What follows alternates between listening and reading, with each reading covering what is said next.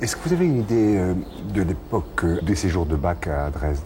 Il y en a en tout cas un en 1746. Et il y en a eu plusieurs, puisque Bach était sujet du roi de Pologne, qui n'était autre que l'électeur de Dresde, dont le palais est de l'autre côté de la rue. L'orgue de la jeunesse de Bach était un instrument très brillant, dont les aigus étaient extrêmement charnus. Et puis, vers la fin de la vie de Bach, les sonorités deviennent plus moelleuses.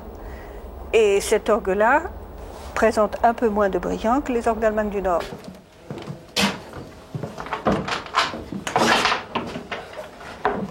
D'après la couleur de l'étain, on voit déjà l'âge d'un tuyau.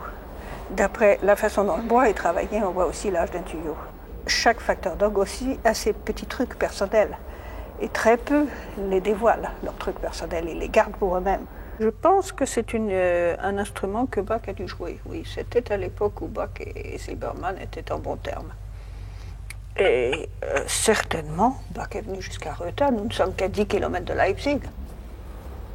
Quand on arrive en Saxe, ici, une région qui avait été dévastée par la guerre de 30 ans, on s'aperçoit que du temps de Bach, il y avait beaucoup moins de marchands riches qui subventionnaient les instruments.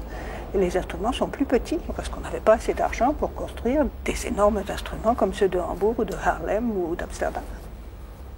Les écoles de facture d'orgue étaient d'une très grande qualité, aussi bien en Allemagne moyenne, en Allemagne du Nord et en Hollande.